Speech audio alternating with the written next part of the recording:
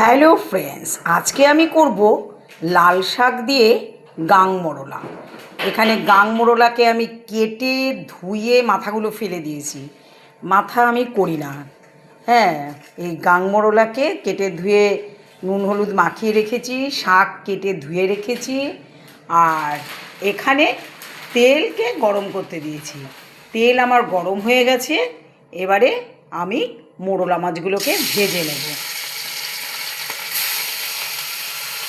মাছ আমি লাল লাল করে ভেজে নিয়েছি, আর ওই তেলেই আমি দিয়ে দেবো একটা শুকনো লঙ্কা আর কালো জিরে। দেবো আমি একটু আদা বাটা। আদা বাটা দিলে ছেটে রেখে আমি নুনটা দিয়ে দেবো। এবারে আমি শাকটা দিয়ে দেবো এর মধ্যে। এবারে দেবো আমি 3টে কাঁচা লঙ্কা আর একটু ধনিয়া পাউডারকে বেটে রেখেছি, এটা দিয়ে দেবো। এবার দেবো এখানে আমি একটুখানি গরম জল করে রেখেছি, সেই গরম জলটা। এবারে আমি একটু ঢাকা দিয়ে দেবো শাকটা সিদ্ধ হওয়ার জন্য। হ্যাঁ, শাক আমার সিদ্ধ হয়ে গেছে। এবারে আমি ভাজা মাছগুলো দিয়ে দেব, আর দিয়ে দেবো একটু, শাক দেওয়া আছে তো, একটু মিষ্টি। এবারে দেবো একটু ধনিয়া পাতা।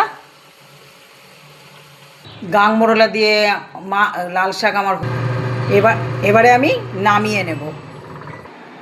গাং মোড়লা দিয়ে শাক করে নামিয়ে নিয়েছি। এই রেসিপিটা আপনারা ইউটিউব চ্যানেল রঞ্জুর হেসেলে পেয়ে যাবেন। রঞ্জুর হেসেলে গিয়ে রেসিপিটা দেখবেন, দেখে একটু সাবস্ক্রাইব করে দেবেন। সাবস্ক্রাইব যদি করা থাকে তাহলে আপনারা নতুন নতুন নোটিফিকেশন সবার প্রথমে পেয়ে যাবেন। আর এই লাল শাক দিয়ে গাং মোড়লা করে খেয়ে দেখবেন, খুব ভালো লাগে। আর যদি ফেসবুক থেকে দেখতে চান তাহলে রঞ্জু সরকার প্রোফাইলে গিয়ে এই রেসিপিটা দেখবেন। দেখে এই রেসিপিটা যদি ভালো লাগে আপনারা লাইক শেয়ার কমেন্ট করবেন, আর ফলো করতে কিন্তু ভুলবেন না, একটু ফলো করে দেবেন।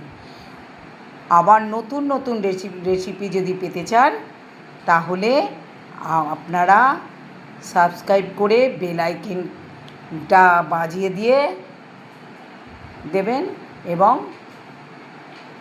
নতুন ভিডিওর জন্য অপেক্ষা করবেন। টাটা বন্ধুরা, আবার দেখা হবে।